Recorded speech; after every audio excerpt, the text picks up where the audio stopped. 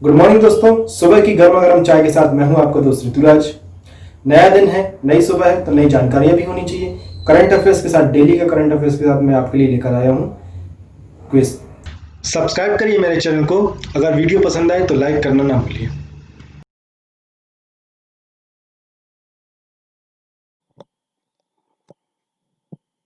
तो चलिए दोस्तों स्टार्ट करते हैं आज की क्लास। देश और दुनिया के इतिहास में जान लेते हैं 15 अक्टूबर के दिन क्या प्रमुख घटनाएं हुई थी। सन 1931 में 15 अक्टूबर के दिन भारत के 11वें राष्ट्रपति एपीजे अब्दुल कलाम जी का जन्म हुआ था। Missile man APJ Abdul Kalam जी का जन्म हुआ था। इनके बारे में डिटेल में हम इस टॉपिक के बाद जानेंगे। आज हमारा एपीजे अब्दुल कलाम जी के जन्म दिवस पर विशेष है। सन 1932 में टाटा कंपनी के हवाई जहाज ने अपनी पहली उड़ान भरी थी। भारत सरकार द्वारा अधिग्रहण के बाद यही कंपनी एयर इंडिया कहलाई।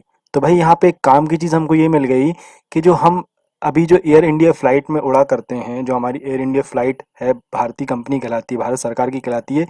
यह पहले टाटा कंपनी की थी। टाटा कंपनी की पहली हवाई जहाज थी। पहली उड़ान भरी थी 1932 में। इसी को ही भारत सरकार ने बाद में अधिग्रहण कर लिया था।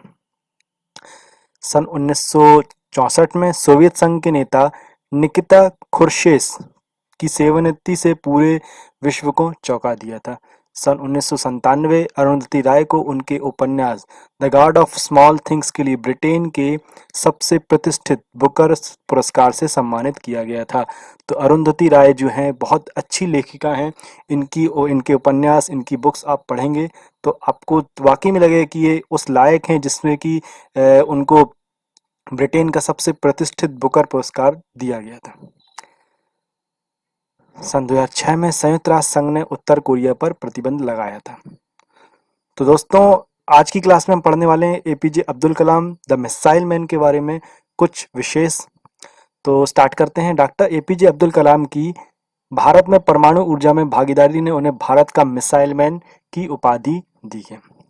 उनके योगदान के कारण भारत सरकार ने उन्हें सर्वोच्च नागरिक पुरस्कार से भी सम्मानित किया। मैं आपको बता देना चाहता हूं कि केंद्रीय सूचना एवं प्रसारण मंत्री प्रकाश जावड़ेकर ने 9 फरवरी 2020 को नई दिल्ली में डॉक्टर एपीजे अब्दुल कलाम की बायोपिक का फर्स्ट लुक जारी किया था। फिल्म का शीर्षक APJ Abdul Kalam the missile man रखा गया। तो दोस्तों नई फिल्म एक आने वाली है जिसमें अब्दुल कलाम जी की बायोपिक रहेगी। उनके जीवनी के बारे में पूरी चीज़ें बताई जाएगी, कैसे उन्होंने भारत के लिए अपना महत्वपूर्ण योगदान दिया और मिसाइल मैन कहलाए। अब उनके बारे में डिटेल और जान लेते हैं। डॉक्टर एपीजे अब्दुल कलाम का जन्म 15 अक्टूबर 1931 में हुआ था। उनकी जयंती को विश्व छात्र दिवस के रूप में मनाया जाता है। चलिए एक और हमको काम की चीज़ क्या मिल गई कि विश्व छात्र दिवस कब मनाया जाता है। 1931 में जन्मे डॉक्टर एपीजे अब्दुल कलाम जी के जन्म की याद में हर वर्ष 15 अक्टूबर को विश्व छात्र दिवस मनाया जाता है। वह 2002 से 2007 तक भारत के राष्ट्रपति रहे। उन्हें 1997 में भारत के सर्वोच्च नागरिक सम्मान भारत रत्न सहित कई प्रतिष्ठित पुरस्कारों से भी सम्मानित किया गया। उनका जन्म धनुषकोडी रामेश्वरम तमिलनाडु में हुआ था। उन्होंने भौतिक और एरोस्पेस इंजीनियरिंग का अध्ययन भी किया था। डॉक्टर एपीजे अब्दुल कलाम वर्ष 2002 में लक्ष्मी सहगल के खिलाफ राष्ट्रपति चुने गए थे।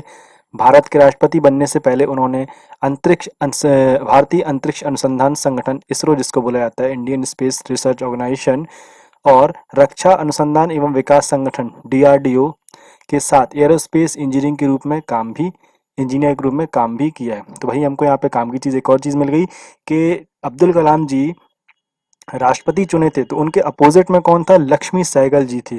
उनके अपोजिट में जीते थे डॉक्टर अब्दुल कलाम जी। इसके पहले राष्ट्रपति बनने के पहले ये इसरो में इंजीनियर थे और साथ ही साथ में डीआरडीओ में भी इंजीनियर थे। देश के अंतरिक्ष कार्यक्रम, प्रक्षेपण यान, बैलिस्टिक मिसाइल प्रौद्योगिकी विकास में उनकी महत्वपूर्ण भूमिका के लिए उन्हें missile man of the India के नाम की उपाधि दी गई थी। सन 1998 में उन्होंने भारत के पोखरण 2 परमाणु परीक्षण में महत्वपूर्ण योगदान भी दिया है। इनकी उपलब्धि को देखते हुए नासा ने कई बार अब्दुल कलाम जी को इनवाइट किया कि आप हमारे यहाँ पे आइए, हम आपको सारी सुविधाएं देंगे, सब कुछ देंगे, आप हमारे लिए काम करिए। परंतु डॉक्टर एपीजे अब्दुल कलाम एक भारतवर्षी थे, उन्होंने बिल्कुल नहीं इसकी तरफ सोचा और वे सिर्फ अपने भारत देश के लिए काम करना चाहते थे और उन्होंने अंतिम दम तक भारत के लिए ही काम किया। इनका जो निधन है 27 जुलाई 2005 को शिलांग के मेघालय में शिलांग में हुआ था, जो कि मेघालय में है। वहाँ पर एक आईएम जो है, आईएम शिलांग आईएम जो है, वहाँ पर संगोष्ठी करते हुए, वहाँ पर भाषण देते हुए, संबोधित करते हुए उनको हार्ट अटैक आया और वहीं पर उनकी मृत्यु हो गई। तो भाई ये तो हमने देख लिया डॉक्टर एपीजे अब्दुल कलाम के बारे में कुछ जानकारियाँ। चलिए वापस आ जाते हैं अपने करंट अफेयर्स क्विज की तरफ। क्वेश्चन है हमारा फाउंडेशन फॉर एनवायरमेंट एजुकेशन की तरफ से भारत के कितने समुद्री तटों को ब्लू फ्लैग के लिए चुना गया है? चलिए आपको इसका आंसर बताना है। फाउंडेशन फॉर एनवायरमेंटल एजुकेशन की तरफ से भारत के कितने समुद्री तटों को ब्लू फ्लैग के लिए चुना गया है? ऑप्शन है आपके पास 10, 12, 8 या फिर 11। चलिए इसका आंसर आप मुझे कमेंट में दीजिए। दोस्तों अगर आपने मेरे चैनल को अभी तक सब्सक्राइब नहीं किया है, आप पहली बार इस वीडियो को देख रहे हैं, तो प्लीज़ इसको सब्सक्राइब करिए इस चैनल को, जिससे आपको आने वाले समय में नेक्स्ट वीडियो के नोटिफिकेशन मिलते रहेंगे। हमारी क्लास क्योंकि डेली रहती है, रेगुलर रहती है, सुबह 6 से लेकर 7 के बीच में, जिसमें हम डेली करंट अफेयर्स को स्टडी करते हैं, क्विज करते हैं और कुछ आर्टिकल्स को भी स्टडी करते हैं। चलिए इसका आंसर दीजिए क्या रहने वाला है। और दोस्तों अगर आपको आंसर आते हैं तो प्लीज़ कमेंट जरूर करते चलिए आंसर। चलिए इसका आंसर रहने वाला है 8। भारत के 8 समुद्री तटों को प्रतिष्ठित ब्लू फ्लैग सर्टिफिकेट से सम्मानित किया गया।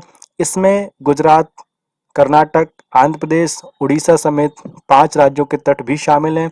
इसके साथ ही भारत दुनिया के 50 देशों में शामिल हो गया है जिनके पास ब्लू फ्लैग दर्जे वाला स्वच्छ समुद्री तट भी मौजूद है। निम्न में से किस टेनिस खिलाड़ी ने रिकॉर्ड 21 बार फ्रेंच ओपन सिंगल खिताब जीत लिया है? ऑप्शन है आपका Rafael Nadal, Novak Djokovic, Andy Murray या फिर डेनिस शापोलोव। चलिए इसका आंसर आप मुझे कमेंट में दीजिए। किस टेनिस खिलाड़ी ने रिकॉर्ड बनाया है 13वीं बार लगातार फ्रेंच ओपन जीतने का? Rafael Nadal, Novak Djokovic, Andy Murray, Denis Shapovalov. चलिए इसका आंसर है राफेल नडाल। राफेल नडाल ने सर्बिया के नोवाक जोकोविक को पुरुष एकल वर्ग में फाइनल में मात दी और अपना 13वां फ्रेंच ओपन खिताब जीता है। इस खिताब की जीत के साथ नडाल ने स्विट्जरलैंड के रोजर फेडरर के 20 ग्रैंड स्लैम खिताब जीतने के रिकॉर्ड बराबरी भी कर ली है। इससे पहले सिंगल्स में सबसे ज़्यादा ग्रैंड स्लैम जीतने का रिकॉर्ड फेडरर के नाम पर ही है। तो चलिए हमको यहाँ पे एक काम की चीज़ क्या मिल गई कि रोजर फेडरर के नाम सबसे ज़्यादा ग्रैंड स्लैम जीतने का रिकॉर्ड है। 20 ग्रैंड स्लैम वो जीत चुके हैं। उसके बाद अब दूसरे नंबर पे आ गए हमारे 13 फ्रेंच ओपन खिताब जीत चुके हैं। कौन? राफेल नडाल जी। किसके अगेंस्ट जीते? नोवाक जोकोविक के खिलाफ जीते थे। चलिए आगे बढ़ेंगे। हाँ एक और चीज़ यहाँ पे काम की है कि नोवाक जोकोविक जो है वो कहाँ के हैं? सर्बिया के हैं। चलिए नेक्स्ट क्वेश्चन है, हाल ही में किस क्रिकेटर ने T20 में 10,000 रन बनाने वाले पहले एशियाई खिलाड़ी बन गए हैं? ऑप्शन है आपके पास शाहिद अफरीदी, दिनेश चांदीमल, शोएब मलिक या फिर हार्दिक पांड्या। किस क्रिकेटर ने T20 में 10,000 रन बनाने वाले पहले एशियाई खिलाड़ी बने हैं? अभी तक T20 क्रिकेट में 10,000 बनाने वाले पहले खिलाड़ी कौन बने? एशियाई खिलाड़ी की बात कर रहा हूँ मैं यहाँ पे। ऑप्शन है आपके पास शाहिद अफरीदी, दिनेश चांदीमल, शोएब मलिक या फिर हार्दिक पांड्या। चलिए इसका आंसर रहने वाला है शोएब मलिक। पाकिस्तान के पूर्व कप्तान और अनुभवी बल्लेबाज शोएब मलिक ने T20 क्रिकेट के इतिहास रचा। वे इस प्रारूप में T20 प्रारूप में 10,000 रन बनाने वाले पहले एशियाई बल्लेबाज बन गए। मलिक T20 में 10,000 रन का आंकड़ा पार करने वाले दुनिया के तीसरे और एशिया के पहले बल्लेबाज हैं।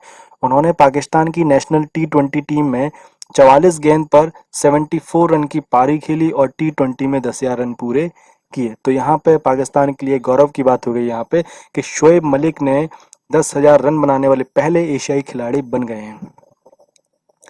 चलिए नेक्स्ट क्वेश्चन है, अंतर्राष्ट्रीय बालिका दिवस national international day of girl child निम्न में से किस दिन मनाया जाता है? ऑप्शन है आपके पास 12 मार्च, 15 अप्रैल, 11 अक्टूबर या फिर 20 जनवरी। अंतर्राष्ट्रीय बालिका दिवस international day of girl child निम्न में से किस दिन मनाया जाता है?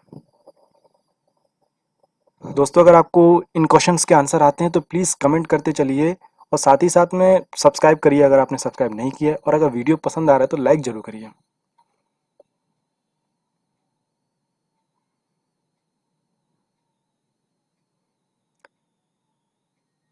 चलिए आंसर दीजिए। चलिए इसका आंसर रहने वाला है 11 अक्टूबर। अंतर्राष्ट्रीय महिला दिवस हर साल 11 अक्टूबर को मनाया जाता है। इस दिन को मनाने का मूल उद्देश्य बालिकाओं के सामने आने वाली चुनौतियों और उनके संघर्षों के संरक्षण के बारे में जागरूकता बढ़ाना है। अंतर्राष्ट्रीय बालिका दिवस हर साल 2012 से मनाया जा रहा है।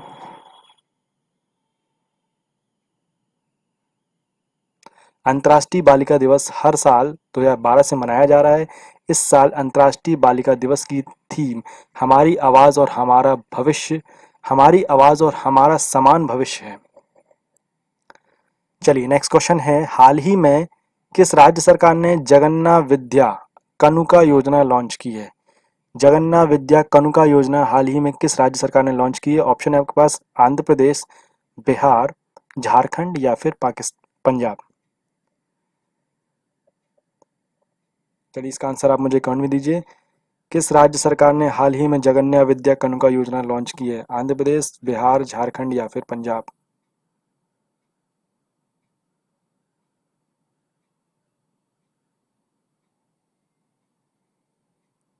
चलिए इसका आंसर रहने वाला है आंध्र प्रदेश। आंध्र प्रदेश के मुख्यमंत्री वाई.एस. जगन मोहन रेड्डी ने जगन्ना विद्या कनुका योजना लॉन्च की।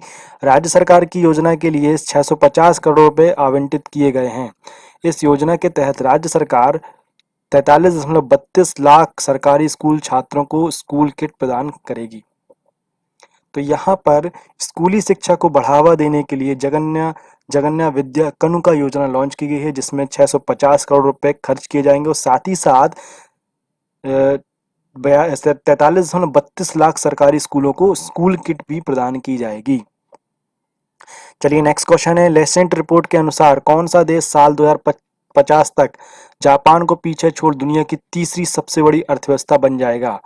चलिए इसका आंसर आप मुझे दीजिए, क्या रहने वाला है? लेसेंट रिपोर्ट के अनुसार कौन सा देश साल 2050 तक जापान को पीछे छोड़कर दुनिया की सबसे बड़ी तीसरी अर्थव्यवस्था बन जाएगा? ऑप्शन है आपके पास नेपाल, पाकिस्तान, भारत या फिर बांग्लादेश।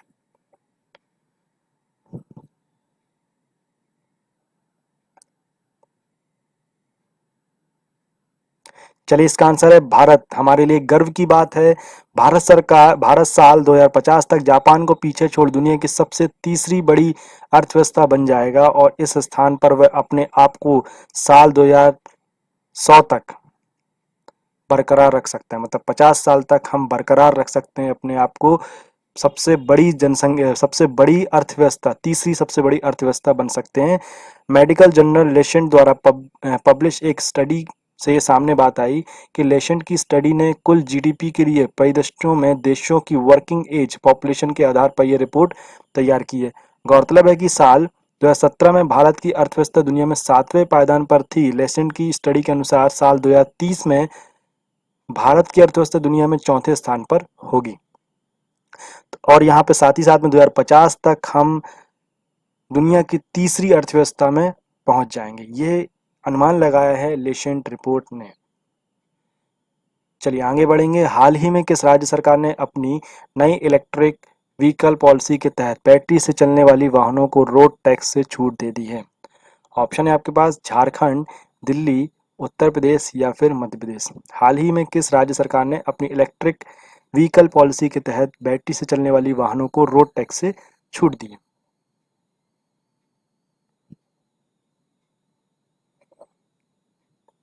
चलिए इसका आंसर है दिल्ली। दिल्ली सरकार ने अपनी इलेक्ट्रिक व्हीकल पॉलिसी के तहत बैटरी से चलने वाली वाहनों को रोड टैक्स से छूट दे दी है। दिल्ली सरकार के इस कदम से राजधानी में इलेक्ट्रिक कार इलेक्ट्रिक दोपहिया वाहन और 3 पहिया वाहन चलाना सस्ता हो जाएगा। दिल्ली सरकार के परिवहन विभाग ने इसकी अधिसूचना भी जारी कर दी है। साथ ही रजिस्ट्रेशन शुल्क माफी की प्रक्रिया भी शुरू हो गई है। इलेक्ट्रिक वाहनों को बढ़ावा मिलने से दिल्ली में वायु प्रदूषण कम करने में मदद मिलेगी। तो यहाँ पर दिल्ली सरकार की एक बहुत अच्छी पहल है, ग्रीन एनर्जी को बढ़ावा देना और साथ ही साथ में इलेक्ट्रिक व्हीकल्स हैं उनको बढ़ावा देना, जिससे कि पोल्यूशन कम होगा वहाँ पर। अच्छी पहल है यहाँ पे। इसी चीज़ को हम डिटेल में अभी आगे भी पढ़ेंगे, एक आर्टिकल हम पूरा इसके बारे में पढ़ेंगे, दिल्ली सरकार की इस पहल के बारे में। चलिए नेक्स्ट क्वेश्चन है हमारा, हाल ही में किस देश ने संयुक्त राज्य अमीरात यूएई के साथ संबंध सामान्य बनाने को लेकर हुए समझौते को सर्वसम्मति से मंजूरी दे दी? हाल ही में किस देश ने संयुक्त अरब अमीरात यूएई के साथ सामान्य बनाने को लेकर एक समझौता हुआ, उसको सर्वसम्मति से मंजूरी दे दी? ऑप्शन है आपके पास इजराइल, इराक, चीन या फिर नेपाल।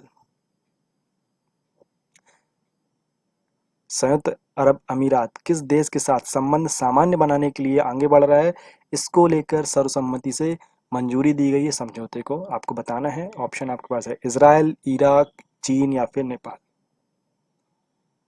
चलिए इसका आंसर है इजराइल। इजराइल सरकार ने संयुक्त अरब अमीरात यूएई के साथ संबंध सामान्य बनाने के लिए किए गए समझौते को सोमवार को सर्वसम्मति से मंजूरी प्रदान कर दी। दोनों देशों के बीच हस्ताक्षरित समझौते को अब संसद से मंजूरी दिलानी होगी। इजरायल के प्रधानमंत्री बेंजामिन नेतन्याहू ने कैबिनेट की बैठक में कहा कि उन्होंने विभिन्न क्षेत्रों में बढ़ रहे सहयोग पर चर्चा की। इन क्षेत्रों में निवेश, पर्यटन, ऊर्जा, प्रौद्योगिकी आदि शामिल हैं। तो यहाँ पर इजराइल और यूएई ने मिलकर समझौता किया कि भाई हमारे जो संबंध बीच में गड़बड़ हुए थे उनको हम वापस सुदृढ़ बनाना चाहते हैं और अच्छे से सामान्य रखना चाहते हैं, और हम व्यापार और पर्यटन के क्षेत्र में एक दूसरे को बढ़ावा देंगे और अपने रिश्तों को हम मजबूत बनाने के लिए आगे बढ़ने वाले हैं। इसको लेकर उन्होंने एक समझौता हुआ, इसको सर्वसम्मति से इजराइल में पारित कर दिया गया। बस संसद की मंजूरी मिलनी बाकी है। चलिए आगे बढ़ेंगे। वित्त मंत्री निर्मला सीतारमण ने देश में मांग को बढ़ावा देने हेतु कितने हजार करोड़ रुपए की योजनाओं की घोषणा की है? ऑप्शन है आपके पास 53,000 करोड़ रुपए, 73,000 करोड़ रुपए, 93,000 करोड़ रुपए या फिर 79,000 करोड़ रुपए। वित्त मंत्री निर्मला सीतारमण ने देश में मांग को बढ़ावा देने के लिए, डिमांड बढ़ाने के लिए कितने हजार करोड़ रुपए की योजना की घोषणा की है? भाई निर्मला सीतारमण जी ने बहुत सारी घोषणाएं की। अभी 20 लाख करोड़ रुपए की जो घोषणा की थी उसका भी पैसा जो है सभी लोगों के पास पहुंच चुका है। सभी लोगों ने इसका पैसा खूब एंजॉय किया, सारी चीज़ों का उसका भरपूर फायदा उठाया, सभी की गरीबी दूर हो गई। यहाँ पे 20 लाख करोड़ का जो पैकेज गया था हमारे पास सभी को मिला। अब एक और यहाँ पे घोषणा की गई है, एक और पैकेज का यहाँ पे घोषणा की गई है। आपको बताना है वो पैकेज कितने हजार करोड़ रुपए का है। चलिए इसका आंसर है 73,000 करोड़ रुपए। वित्त मंत्री निर्मला सीतारमण ने देश में उपभोक्ता मांग में लगभग 73,000 करोड़ रुपए तक की वृद्धि के लिए 5 बड़ी योजनाओं की घोषणा की है। नए प्रस्तावों के तहत मांग में वृद्धि के लिए एलटीसी, अवकाश यात्रा रियायत, वाउचर और फेस्टिवल एडवांस दिया जाएगा। केंद्र और राज्य सरकार द्वारा पूंजीगत व्यय के लिए अतिरिक्त 37,000 करोड़ रुपए दिए जाएंगे। सरकारी कर्मचारियों को एलटीसी की 2018-21 ब्लॉक अवधि के लिए 10 दिन की छुट्टी के बदले नकद भुगतान किया जाएगा और पात्रता के अनुसार यात्रा किराया दिया जाएगा। पता नहीं यहाँ पे कैसे यहाँ पे डिमांड बढ़ेगी। यहाँ पे ये एलटीसी दे रहे हैं, सरकारी कर्मचारियों को छुट्टियां दे रहे हैं, आप घूमिए पैसा लीजिए, ठीक है। फिर भी यहाँ पे 73,000 करोड़ रुपए की जो घोषणा की गई है निर्मला सीतारमण जी ने, कुछ सोच समझ के की गई होगी, देखते हैं। प्रधानमंत्री नरेंद्र मोदी ने वर्चुअल समारोह में राजमाता विजया राजे सिंधिया की जयंती पर उनके सम्मान में कितने रुपए का स्मारक सिक्का जारी किया? ऑप्शन है आपका 200 रुपए, 300 रुपए, 100 रुपए या फिर 500 रुपए। चलिए आप इसका आंसर बताइए। नरेंद्र मोदी जी ने वर्चुअल समारोह में वीडियो कॉन्फ्रेंसिंग के थ्रू राजमाता विजया राजे सिंधिया की जयंती पर उनके सम्मान में कितने रुपए का सिक्का जारी किया है? चलिए इसका आंसर है 100 रुपए का। प्रधानमंत्री नरेंद्र मोदी ने 12 अक्टूबर 2020 को एक वीडियो कॉन्फ्रेंसिंग कार्यक्रम के जरिए विजया राजे सिंधिया के सम्मान में 100 रुपये का स्मृति सिक्का जारी किया। विजया राजे सिंधिया को ग्वालियर की राजमाता के तौर पर जाना जाता है। यह सिक्का उनकी जन्म शताब्दी पर जारी किया गया है। इस मौके पर पीएम ने कहा कि विजया राजे सिंधिया देश की आज़ादी के पहले और उसके बाद भी भारतीय राजनीति का अहम हिस्सा रही हैं। तो ये तो भाई हमने देख लिया, आज के करंट अफेयर्स के क्विज हमने देख लिए, एपीजे अब्दुल कलाम के स्पेशल जो हमने आज लेके आए थे वो भी हमने पढ़ लिया। अब हम वापस आते हैं अपने आर्टिकल्स की तरफ, जो हम डेली आर्टिकल्स कवर करते हैं। नोबेल प्राइज 2020 ने इकोनॉमिक्स में प्राइज दिया गया। नोबेल प्राइज 2020 के इकोनॉमिक्स में किसको प्राइज मिला है? पॉल मिलग्रोड, रॉबर्ट विल्सन को मिला। अर्थशास्त्र के नोबेल पुरस्कार की घोषणा कर दी गई है। इस साल अर्थशास्त्र के क्षेत्र में दिया जाने वाला नोबेल प्राइज जो है पॉल आर मिलग्रो और रॉबर्ट बी विल्सन को दिया जाएगा। नोबेल पुरस्कार समिति ने 12 अक्टूबर 2020 को इस साल के छठे और अंतिम पुरस्कार घोषणाओं की घोषणा की। यह पुरस्कार मिलग्रो विल्सन को ऑक्शन थ्योरी, नीलामी सिद्धांत के सुधार और नीलामी के नए तरीकों पर आविष्कार करने के लिए दिया गया है। इससे पहले चिकित्सा, भौतिकी और रसायन के क्षेत्र के अलावा साहित्य के शांति नोबेल पुरस्कारों की घोषणा की जा चुकी है। सभी पुरस्कार अल्फ्रेड नोबेल की पुण्यतिथि 10 दिसंबर को स्टॉकहोम में दिए जाएंगे। तो यहाँ पे हमको एक और काम की चीज़ क्या मिल गई? अल्फ्रेडो नोबेल जो है, जिनकी याद में ही नोबेल प्राइज दिया जाता है, उनकी पुण्यतिथि रहती है कब? 10 दिसंबर को। चलिए पॉल मिलग्रोम और रॉबर्ट विल्सन के बारे में कुछ जान लेते हैं। पॉल आर मिलग्रोम और रॉबर्ट बी विल्सन दोनों अमेरिका की स्टैनफोर्ड यूनिवर्सिटी में कार्यरत हैं। उन्होंने अध्ययन किया कि नीलामी की प्रक्रिया कैसे काम करती है। उन्होंने ऐसी वस्तुओं और सेवाओं के लिए जैसे कि रेडियो फ्रीक्वेंसी नए नीलामी प्रारूपों को तैयार किया। उन्होंने पारंपरिक तरीके से बेचना मुश्किल है। उनकी खोज से दुनिया भर के विक्रेता, खरीदार और करदाताओं को लाभ पहुंचा है। नीलामी सिद्धांत क्या है ये भी देख लेते हैं। ऑक्शन थ्योरी का इस्तेमाल करते हुए शोधकर्ता बोली लगाने और अंतिम कीमतों के लिए विभिन्न नियमों के परिणामों को समझने की कोशिश करते हैं।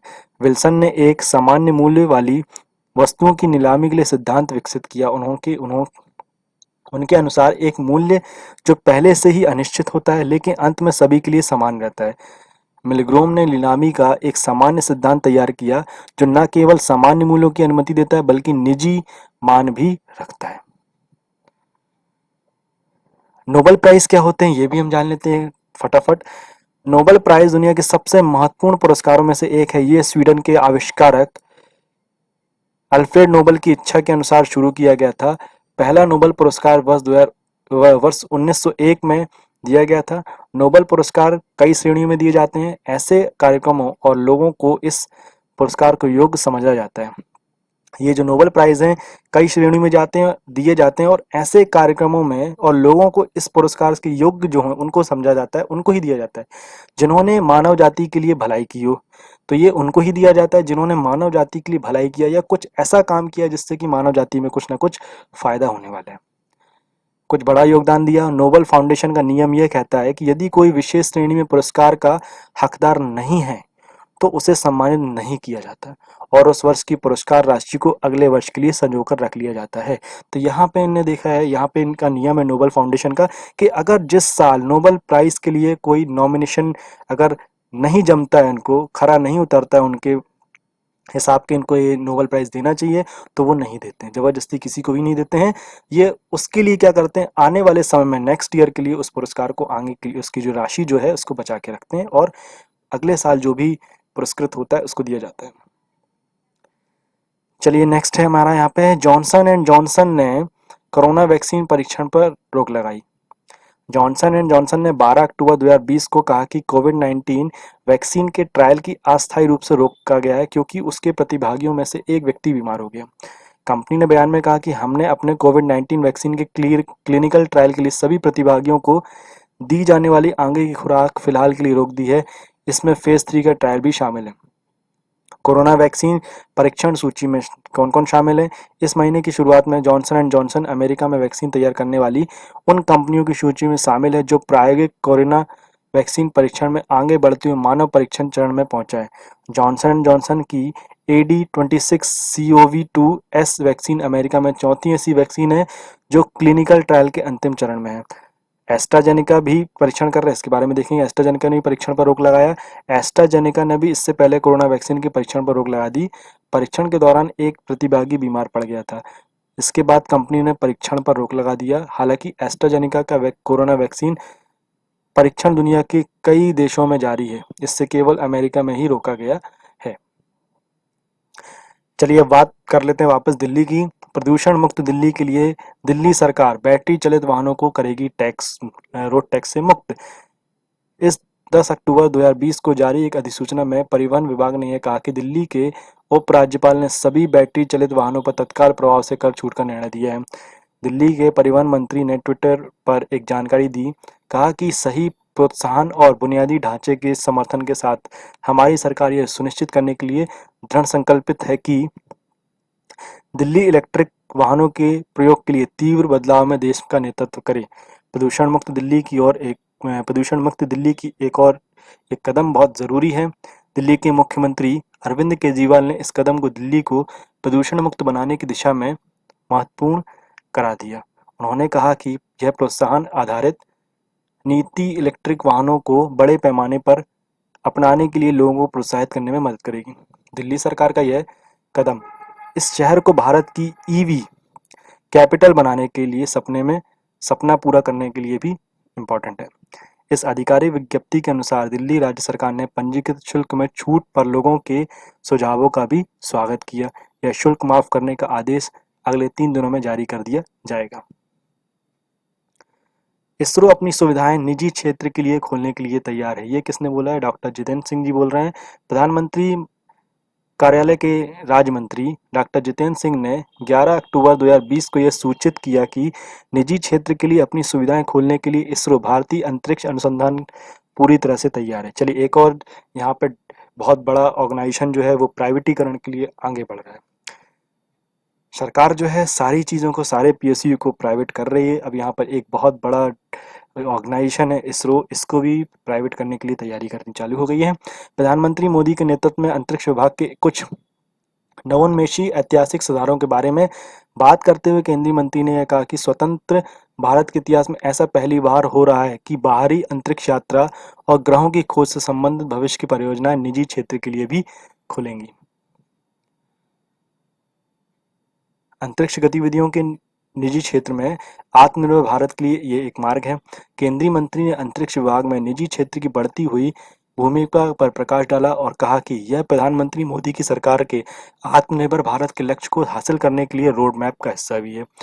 यह अंतरिक्ष गतिविधियों में निजी क्षेत्र की भागीदारी को बढ़ावा देने के लिए पहल रहेगी। उन्होंने आगे कहा कि भारत के अंतरिक्ष क्षेत्र की यात्रा में निजी क्षेत्र सहयात्री होगा और निजी कंपनियों को अंतरिक्ष आधारित गतिविधियों और उपग्रह प्रक्षेपण में समान अवसर प्रदान भी किया जाएगा। तो दोस्तों ये तो हो गया आज का हमारा करंट अफेयर्स। Thank you.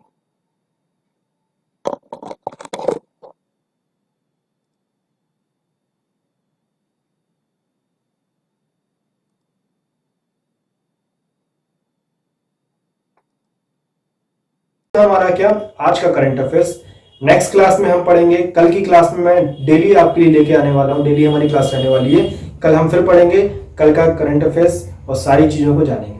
आशा करता हूँ आपको ये मेरा वीडियो पसंद आया होगा। अगर पसंद आया है तो लाइक करिए और ज़्यादा से ज़्यादा शेयर करिए, और अगर आपने इस चैनल को सब्सक्राइब नहीं किया है तो प्लीज़ इसे सब्सक्राइब करिए।